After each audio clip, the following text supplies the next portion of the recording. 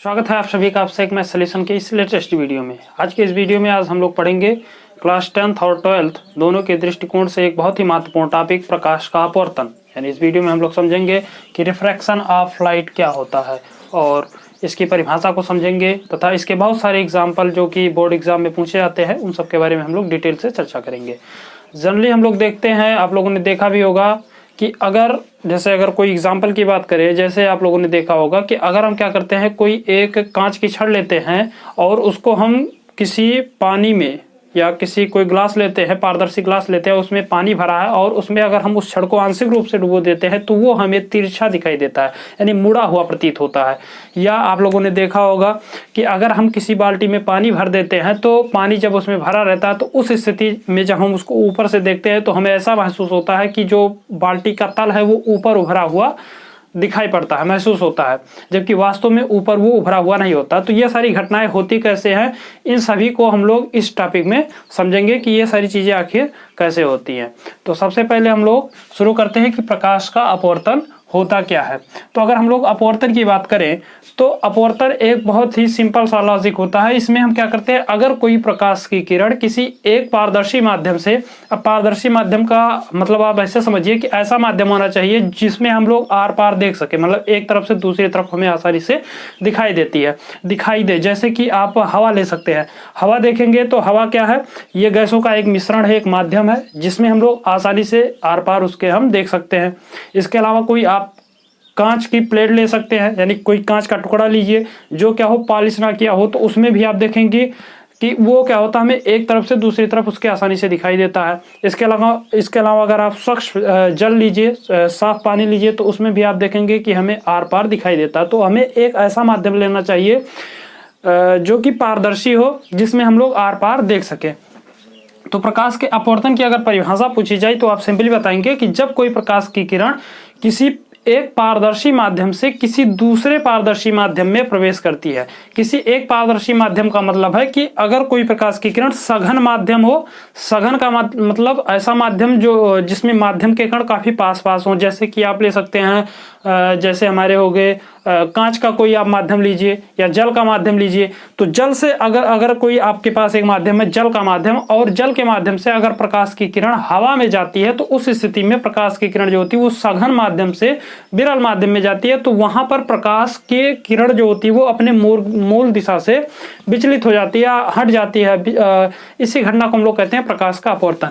यानी आप सिंपली समझ सकते हैं कि जब कोई प्रकाश की किरण एक पारदर्शी माध्यम से किसी दूसरे पारदर्शी माध्यम में प्रवेश करती है तो वह अपने मूल दिशा से विचलित हो जाती है। इस घटना को हम लोग कहते हैं प्रकाश का अपवर्तन। तो सिंपली हम लोग पहले यहाँ पे परिभाषा लिख लेते हैं ताकि आपको नोट्स बनाने में काफी मदद मिले। अगर आप पीडीएफ नोट्स चाहते हैं तो उसके लिए डिस्क्रिप्शन बॉक्स में जाइए, वहां पर हमने इसका पीडीएफ लिंक लगा दिया है और वहां पर जाकर के आप पीडीएफ भी डाउनलोड कर सकते हैं।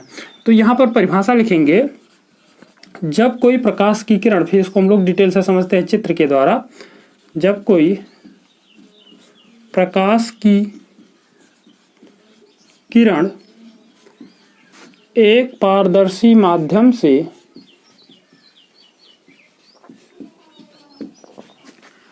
किसी दूसरे पारदर्शी माध्यम में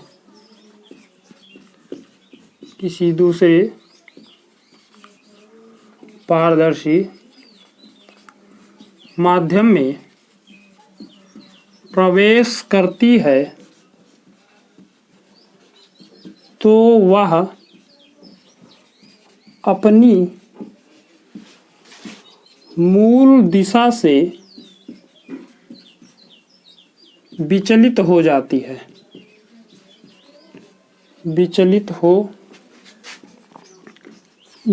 है। यह घटना प्रकाश का अपवर्तन कहलाता है।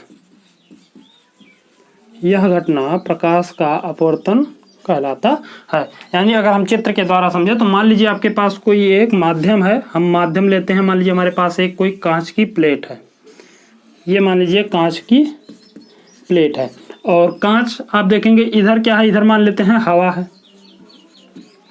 अब यहाँ पर देखिए तो हवा जो है वो कांच की अपेक्षा क्या होगा, विरल माध्यम होगा।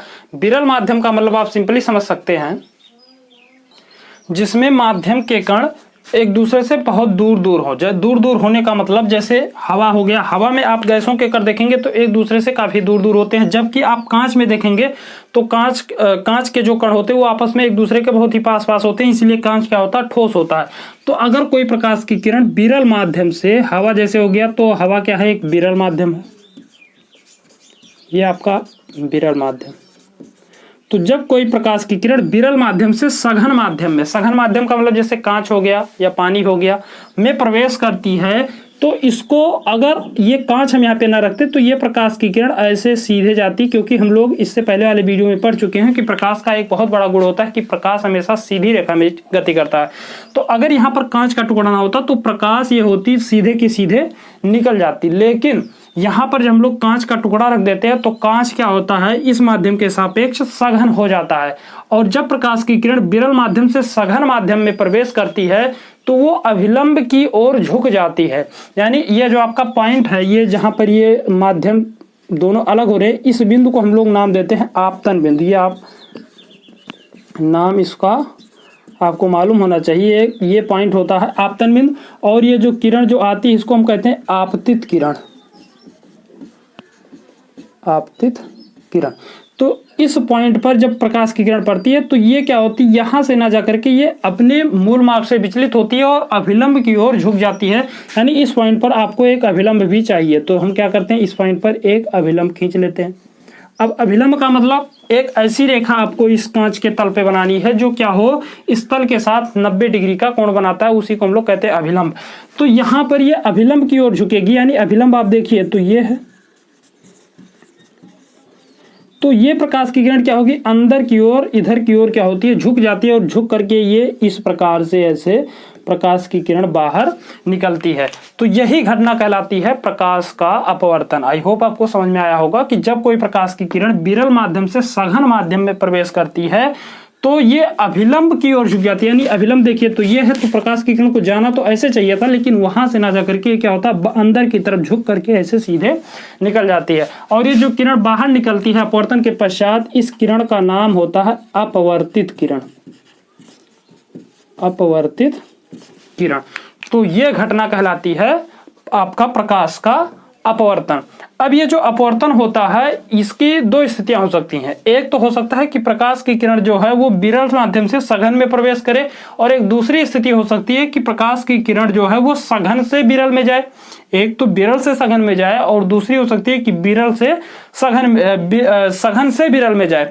तो जब प्रकाश की किरण सघन से विरल में जाती है तो उस स्थिति में ये कंडीशन चेंज हो जाता है। यहाँ पर आप देखेंगे जैसे ये कांच है, कांच आपका सघन है हवा के सापेक्ष, इधर देखेंगे तो इधर सब क्या है, हवा है, और हवा क्या है, विरल माध्यम है।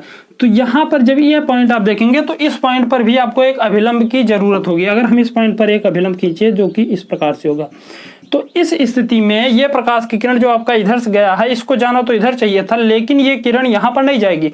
अब ये जब प्रकाश की किरण सघन से विरल में जाती है तो इसकी दिशा चेंज होती है फिर से, और इस स्थिति में जब ये अपवर्तित होती है तो ये अभिलंब से दूर हटती है। यानी ये प्रकाश की किरण जो ये यहाँ पे आपको अपवर्तित किरण दिखाई दे रहा है, ये इस दिशा में न जाकर के इस पॉइंट से ऐसे बाहर की तरफ मुड़ करके ये बाहर जाती। तो ये सेकंड कंडीशन होता है कि अगर प्रकाश की किरण सघन से विरल में जाए तो वो अभिलंब से दूर हटती है, जबकि अगर प्रकाश की किरण विरल से सघन में जाती है तो अभिलंब की ओर झुकती है। ये दोनों बातें आपको नोट करनी है। तो आई होप आपको यहां तक सारी चीजें समझ में आई होंगी। अब हम लोग समझेंगे कि जो अपवर्तन होता है इसके कितने नियम है। सिंपली अपवर्तन के दो नियम होते हैं। पहला नियम आप लोग प्रकाश का जो परावर्तन पढ़ते हैं उसमें भी हम लोग पढ़े हैं। प्रकाश के परावर्तन में हम लोग पढ़ते हैं कि प्रकाश का जो आपतित किरण होता है और जो परावर्तित किरण होता है तथा आपतन बिंदु पर खींचा गया अभिलंब, तीनों एक ही तल में होते हैं। ठीक इसी प्रकार से यहाँ पर भी आप लिखेंगे कि पहला जो नियम कहता है वो कहता है कि आपतित किरण, अपवर्तित किरण, ये जो आपको यहाँ पर दिख रहा अपवर्तित किरण, तो आपतित किरण, अपवर्तित किरण तथा आपतन बिंदु पर खींचा गया अभिलंब तीनों एक ही तल में होते हैं। पहला नियम आपको ध्यान से याद कर लेना है, बहुत ही ध्यान से सुनिए, बहुत सिंपल है कि आपतित किरण, अपवर्तित किरण तथा आपतन बिंदु पर खींचा गया अभिलंब तीनों एक ही तल में होते हैं। तो आप इसको नोट करेंगे, आपतित किरण कामा अपवर्तित किरण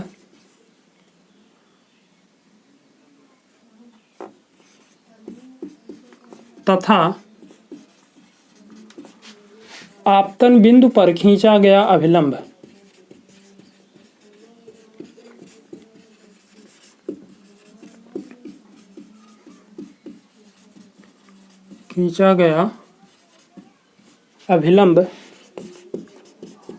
तीनों एक ही तल में होते हैं। आपतित किरण, अपवर्तित किरण तथा आपतन बिंदु पर खींचा गया अभिलंब तीनों एक ही तल में होते हैं। ये होता है आपका अपवर्तन का पहला नियम। अगर हम दूसरे नियम की बात करें तो अपवर्तन का दूसरा नियम कहता है कि आपतित किरण के लिए आपतन कोण की ज्या अर्थात साइन आई, अब ज्या को हिंदी में हम लोग कहते हैं, ज्या को अंग्रेजी में कहते हैं साइन।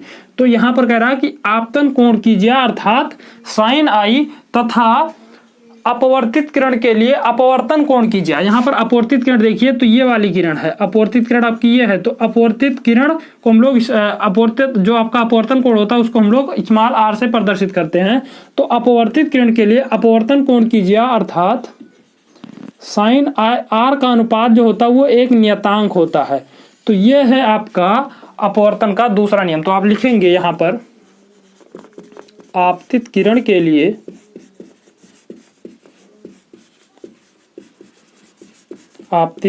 लिए आपतन कोण की ज्या, आपतन कोण की ज्या ब्रैकेट में साइन आई तथा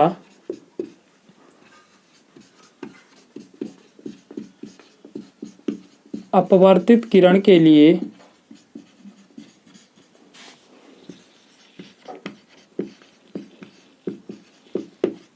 अपवर्तन कोण की ज्या का अनुपात एक नियतांक होता है। अब अपवर्तन कोण की ज्या मतलब आप सिंपली आप लिख सकते हैं ब्रैकेट में साइन आर, इन दोनों का अनुपात एक नियतांक होता है, अर्थात आप लिखेंगे साइन आई बटे sine R equal to small N. तो ये होता है आपका अपवर्तन का दूसरा नियम। इस नियम को हम लोग कहते हैं स्नेल का नियम। तो आप लिखेंगे इसे स्नेल का नियम भी कहते हैं। यानी जो आपका ये सेकंड नियम होता है अपवर्तन का, इस नियम को हम लोग कहते हैं स्नेल का नियम। और ये जो आपका यन है, यहाँ पर यन की बात करें तो ये यन जो होता है वो पहले माध्यम के सापेक्ष दूसरे का अपवर्तनांक होता है। जैसे कि यहाँ पर प्रकाश की किरण, पहला माध्यम हवा है, दूसरा है कांच, तो इस स्थिति में जो साइन आई बटे साइन आर है ये इस कांच के अपवर्तनांक के मान को बताता है। यानी जो यन होता है इसको हम कहते हैं पहले माध्यम के सापेक्ष दूसरे माध्यम का अपवर्तनांक। तो आई होप आपको ये अपवर्तन जो है अच्छे से समझ में आया होगा। अब हम इसके कुछ उदाहरणों को समझते हैं जो कि बोर्ड परीक्षा में एक एक नंबर में क्वेश्चन पूछे जाते हैं। तो यहां तक का पहले आप स्क्रीनशॉट ले सकते हैं। देखिए ये कुछ जो है अपवर्तन के बहुत ही महत्वपूर्ण उदाहरण है जो कि एग्जाम में कई बार पूछे गए हैं। जैसा कि अगर आप यहाँ पे पहले एग्जाम्पल की बात करें तो जैसा है रात्रि के समय तारों का टिमटिमाना, यानी रात में आप लोगों ने देखा होगा कि तारे क्या होते हैं, हमें टिमटिमाते हुए प्रतीत होते हैं। टिमटिमाने का मतलब कि आप देखेंगे तारों को तो ऐसा लगता है कि कभी वो जल रहा है, कभी बुझ रहा है, कभी जल रहा है, कभी बुझ रहा है। तो ये हमें अपवर्तन के कारण ही दिखाई देता है। दूसरा है कि पानी से भरे बर्तन की तली में पड़ा हुआ सिक्का ऊपर उठा हुआ दिखाई देना। यानी जो पानी से अगर कोई बर्तन भरा हुआ है तो उसकी तली में अगर आप देखिए कोई सिक्का हम डाल देते हैं तो वो हमें क्या होता है, वास्तविक गहराई से ऊपर की तरफ उठा हुआ दिखाई देता है। तो ये भी क्या होता है, तो अपवर्तन के कारण होता है। तीसरा है कि द्रव में अंशतः डूबी क्षण का टेढ़ा दिखाई देना। यानी अगर पानी में कोई क्षण डूबी हुई है तो उस स्थिति में वो हमें टेढ़ी दिखाई देती है अगर वो आंशिक रूप से डूबी हुई है तो। चौथा है कि जल के अंदर पड़ी मछली का वास्तविक गहराई से ऊपर दिखाई देना। यानी अगर जल के अंदर कोई मछली तैर रही है तो भी अगर आप उसको ऊपर से देखेंगे तो उसकी वास्तविक गहराई का आप अंदाजा नहीं लगा पाएंगे। अब वो क्या होगा, आपको उसकी वास्तविक गहराई से ऊपर उठी हुई दिखाई देती है। इसके अलावा और भी एग्जाम्पल है, जैसे आप सूर्योदय, जब सूर्यास्त होता है तो सूर्यास्त के बाद भी हमें कुछ समय तक सूर्य दिखाई देता है, तो ये भी होता है अपवर्तन के कारण। तो आई होप आपको यहाँ तक सारी चीज़ें अच्छे से समझ में आई होंगी। अगर आपको वीडियो अच्छा लगा हो तो चैनल को सब्सक्राइब कीजिए, वीडियो को लाइक भी कीजिए और ज़्यादा से ज़्यादा शेयर भी कीजिए। मिलते हैं अगले वीडियो में अगले टॉपिक के साथ, तब तक के लिए जय हिंद।